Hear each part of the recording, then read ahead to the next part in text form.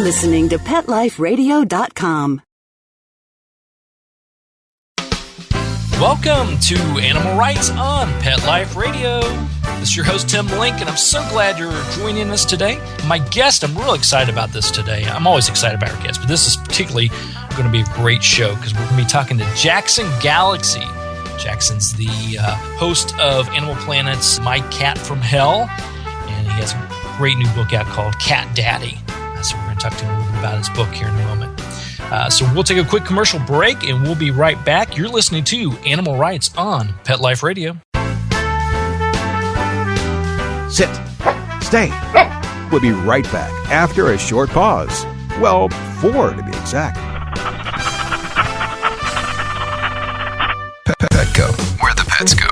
Petco, where the pets go. Pet Life Radio has tail-wagging, fur-flying, fabulous deals for our listeners from Petco. Get $6 off your order of $60 or more and up to 40% off the entire Petco site. That's right. But that's not all. Because you're a Pet Life Radio listener, you'll also get free shipping on your order of $49 or more. $6 off, up to 40% off, and free shipping from Pet Life Radio and Petco. To get these awesome deals, go to PetcoDeals.com. That's PetcoDeals.com. Petco, where the pets go.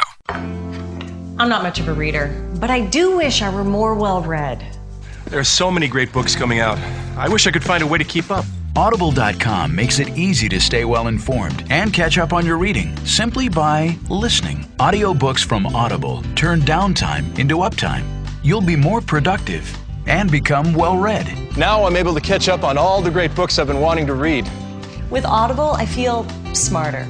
Pet Life Radio listeners, try Audible.com now and get your first 30 days of Audible Listener Gold membership plan free. And get a free audiobook. Choose from over 100,000 titles. To get this great deal, go to audibledeals.com. That's audibledeals.com.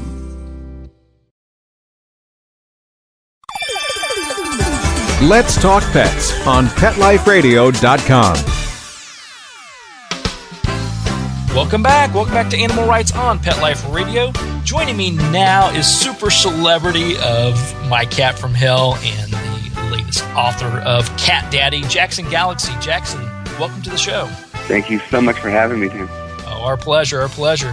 Now, we got to get into it. Now, is this the first book that you've published? Yeah, no, this is it. Yeah, I didn't even really mean to write a book, to be honest with you. It's a story about my travels with my cat Benny, and a few years ago, 2 years ago, almost to the day, as you know, he was preparing to pass. I just promised him that I wanted to tell his story, and it came out in a very kind of pure way. It was just pretty effortless, and helped me process, and here it is, and I'm really excited about it. Yeah, it's a fantastic book because when I first got a copy, I was expecting it to be, okay, here's the host of a television show, their first book out. They're going to have helpful tips. We're going to have all kinds of cat advice and things in here. And there are some great tips and great advice in the book, but it's really what I call a raw and edgy book. It goes through the details of your life a little bit and how you got to where you're at and talks about Benny.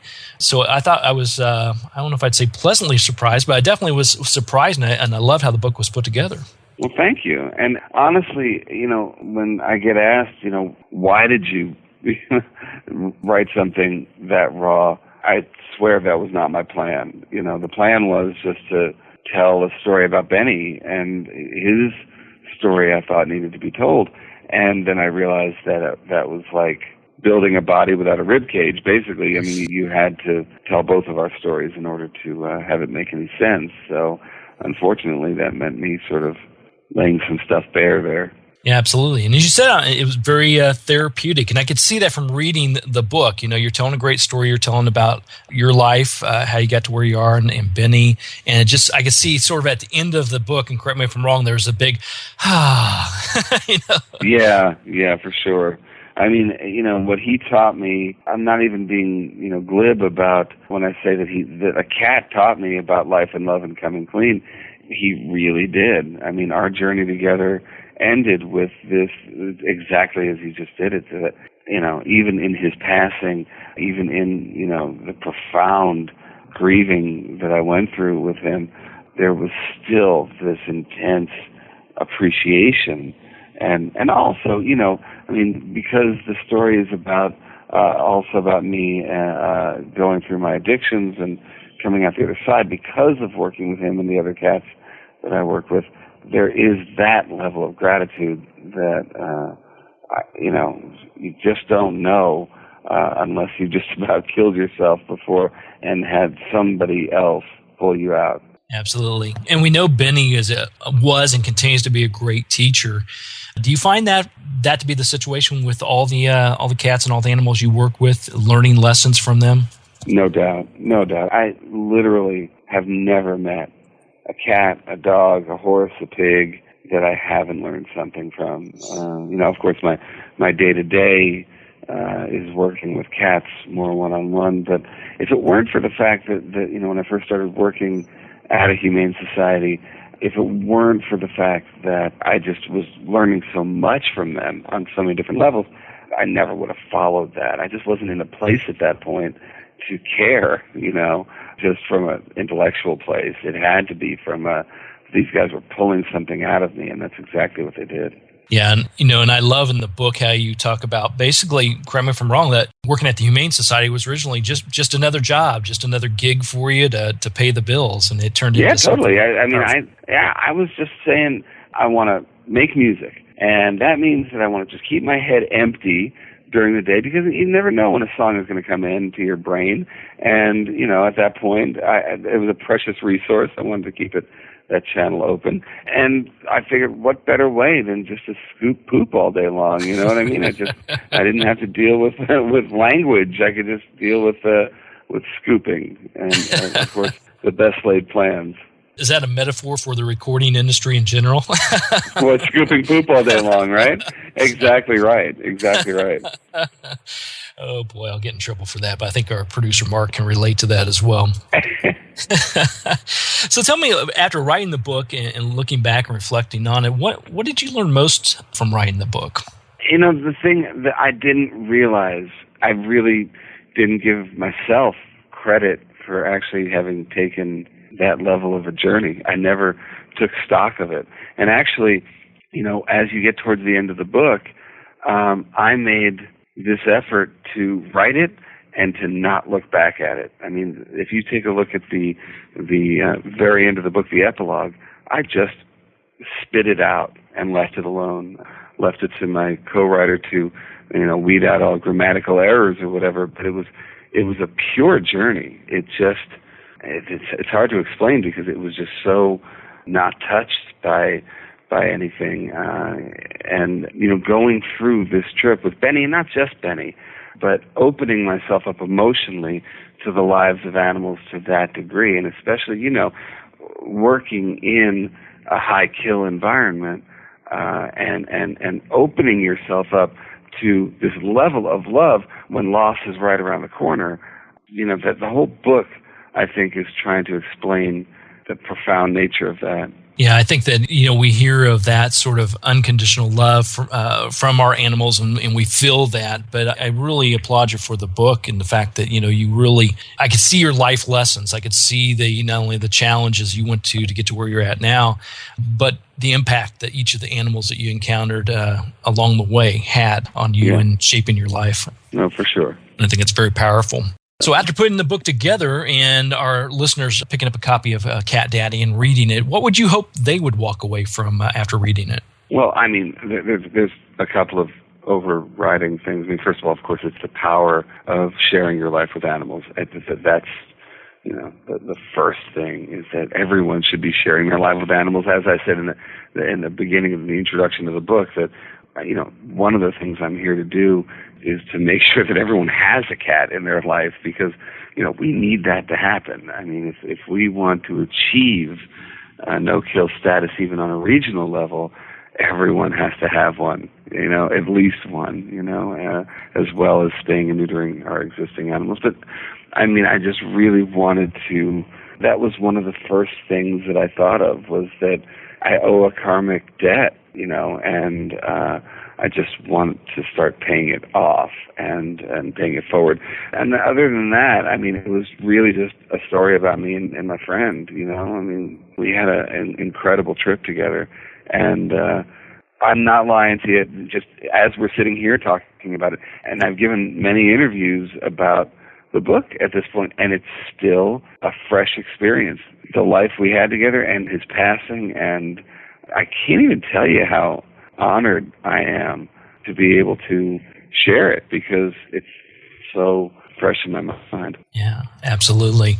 So I've got to ask you about Benny. Now that he's made his transition, what's his continued impact on you and what you do? Do you still feel his presence and learn from his teachings? Absolutely. And that's something that when you were saying you were expecting out of, my book, which was, the tips all throughout the book, every tip in that book is derived from the paces that he put me through over all those years.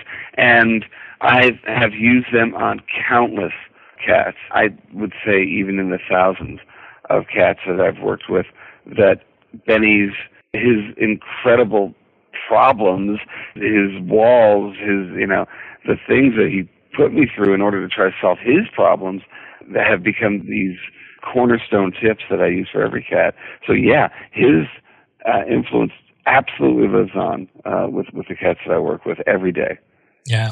Yeah, I always think that's amazing. Through my work with working with animals and being a communicator, people ask me, well, how do you learn these things? How do you know these things? It's like, well, the animals have shown me and told me and taught me all these things that I know today. And I'm just privileged to be able to share it with people as I know you are. Yeah, there is no bigger truth than that we've been blessed to receive information like this, and I couldn't be happier to pass it on. I had the experience of having my first book signing, and to have people come to me, show me pictures on their phone of their cats or dogs, and share a quick story with me. That's why we do this. I really do believe that, again, that we can achieve a no-kill world, but only if we press forward, and hopefully Cat Daddy is just even a remote push in that direction. Absolutely. The work that you do and the message you're putting out in the book Cat Daddy is definitely one more step, one more piece in the puzzle, and I agree with you wholeheartedly. Spay and neuter those animals. Oh, yeah. And also, you know what? If Benny's story teaches you anything, it's don't give up. Even someone like me who spends their life working with cats, I spent 13 years with that boy being completely frustrated by him. But in the end, the payoff was so great. And again, I've been witness to people turning cats into shelters because they didn't match the furniture. And I swear that's true. I've been around because they were putting claw marks in their leather furniture. And I just, whether it's through My Cat from Hell or through Cat Daddy, let people know that, hey, look, problems can be this bad and people still work through them. So try to stick it out. Yeah, absolutely. Well, we're going to take a quick commercial break, but we're going to come back and continue our conversation with Jackson Galaxy after these messages from our sponsors. You're listening to Animal Rights on Pet Life Radio. Sit. Stay. We'll be right back after a short pause. Well, 4 to be exact.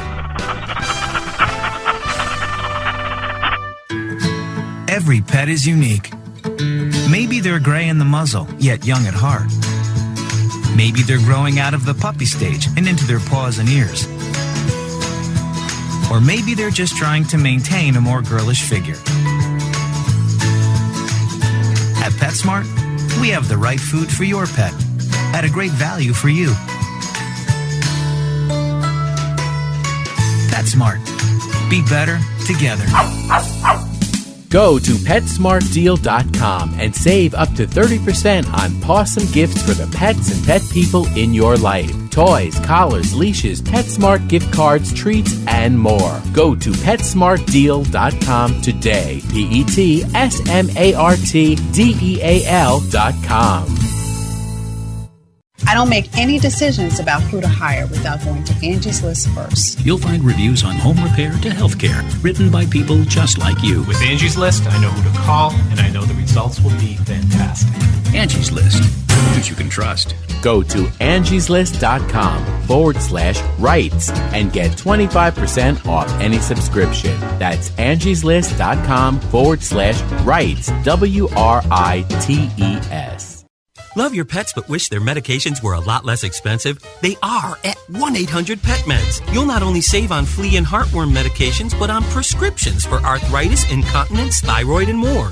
And you get fast service, free shipping, and a 100% satisfaction guarantee. Plus, our licensed pharmacists ensure accuracy, monitor drug interaction, and more. See why over 5 million people have trusted their pet's health to 1-800-PET-MEDS, America's largest pet pharmacy. Call now or order online. Go to petmeds.com/lucky, LUCKY, to get 10% off any order and free shipping on orders of $39 or more at petmeds.com.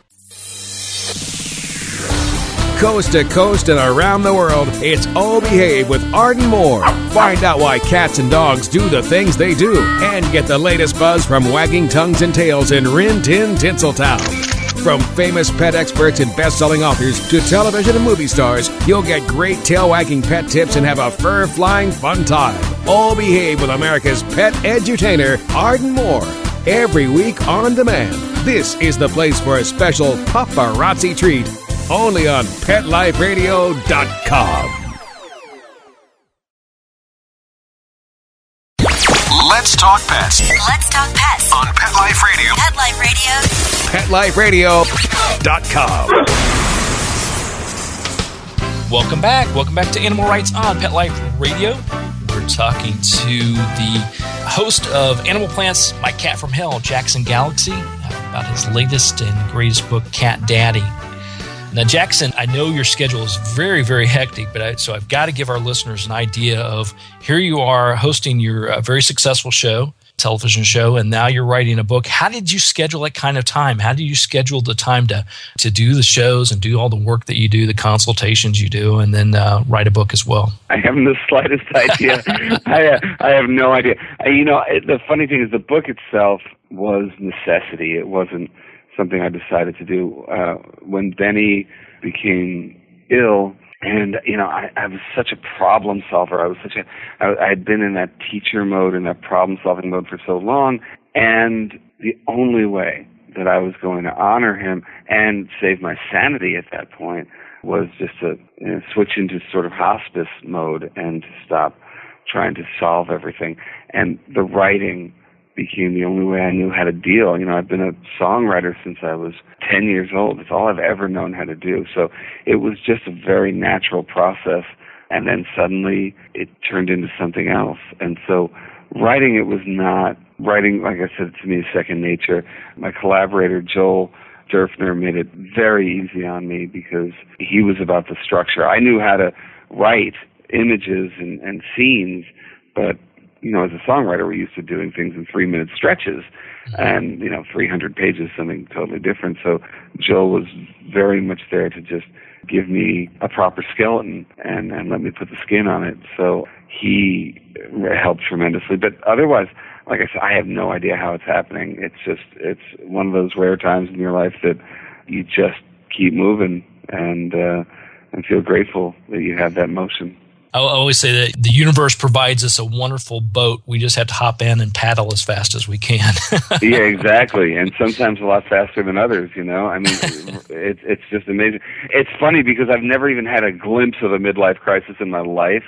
But at this point, I keep going, man, I would do anything to be like 25 and not 45 right now because I would just love to be able to function on like Captain Crunch and Mountain Dew through, all this, but it's not meant to be,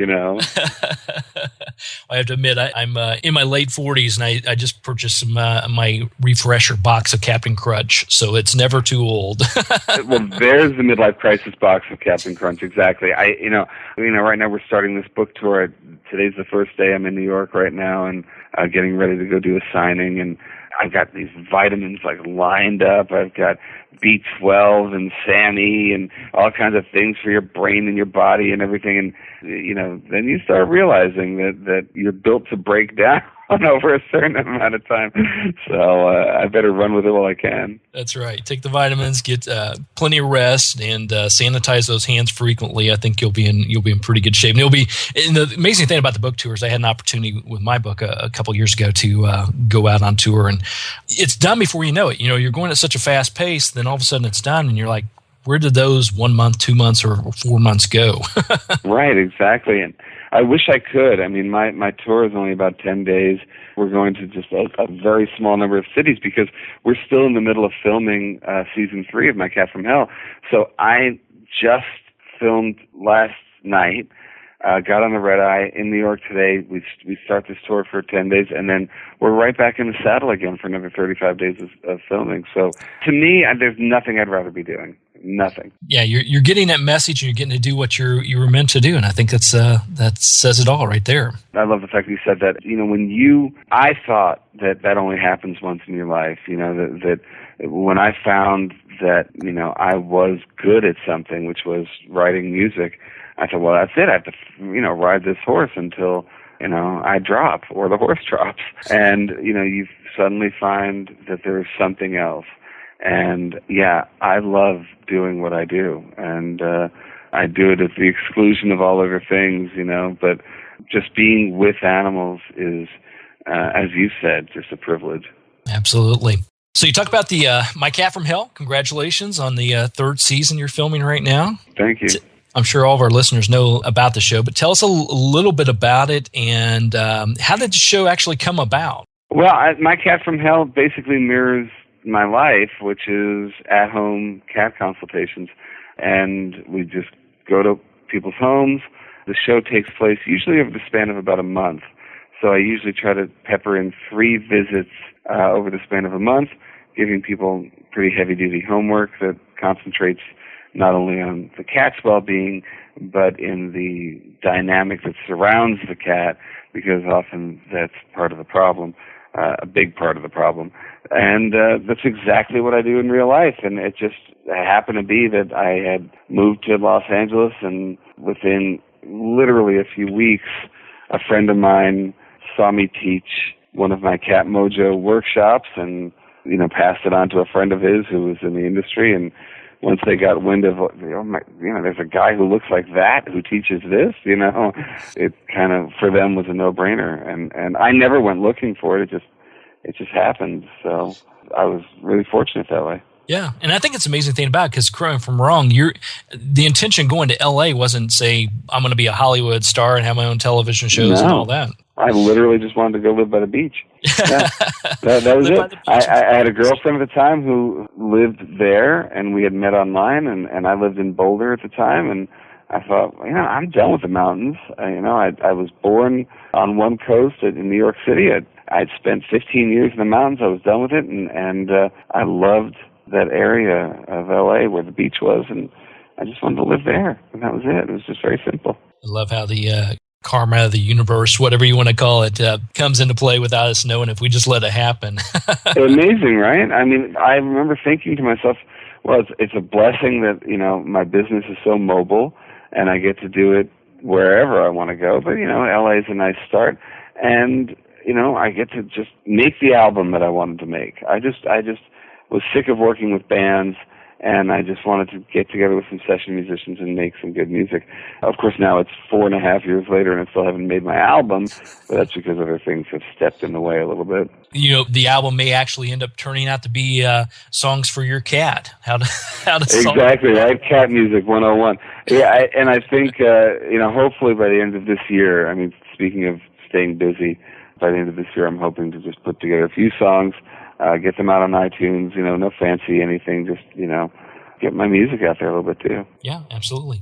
Many ways you can get your message out, whatever it may be, definitely is a positive thing. And, since you have the love for the animals and you're working with the animals, anything you can do to get in front of people is going to go back and funnel through the animals. Right, absolutely. That's fantastic. So, Jackson, we'll let you go today, but tell our listeners how they can find out more about you and the book and everything you're up to. Well, if you just go to my website, which is jacksongalaxy.com, you'll find links to the book itself, which, one great thing is for the next week, my publisher, Penguin, Tarcher Penguin, is still giving $1 from each order to 3 of my favorite charities. It's Stray Cat Alliance of LA, Neighborhood Cats of New York, and Best Friends Animal Sanctuary. And those 3 guys are splitting $1 from each one of these book orders for the next week. So you can find out more info about ordering at my website. Plus, the schedule for the book tour is on there. Any information about upcoming episodes, the entire Megillah is there. So everybody go to jacksongalaxy.com, pick up a copy of the book, and do it right now. Do it now so we can get the funding to those great rescue organizations. And I applaud you for giving back and applaud your publisher for doing that as well. Well, Jackson, it's been a pleasure. So great to talk to you today. Good luck on the book tour, and we'll look forward to seeing you on season 3 of My Cat from Hell, and hopefully talking to you again somewhere down the road. Thank you so much, Tim. All right. Take care. Take care. Bye-bye. All right. Well, we're coming to the end of the show today. I'd like to thank everyone for listening to Animal Rights on Pet Life Radio. I'd also like to thank our sponsors and producers for making this show possible. To find out more about me, Tim Link, and other guests I've interviewed on the Animal Rights Show and the stories in my blog, go to Pet Life Radio, PetLifeRadio.com. There you can download and listen to all the great interviews, catch up on what's going on with my blog posts. And while you're there, make sure to check out all the other hosts and shows on Pet Life Radio. If you have any questions, comments, or ideas for the show or guests you'd like to see on the show, please email me. You can email me at tim@petliferadio.com. It's tim@petliferadio.com, and I'll be glad to answer your questions, entertain your comments, and try to bring on the authors and writers you want to hear from the most. So until next time, write a great story about the animals in your life. Share it in a blog, article, or in a book. And who knows, you may be the next guest on Animal Rights on Pet Life Radio. Have a great day. Let's Talk Pets, every week on demand, only on PetLifeRadio.com.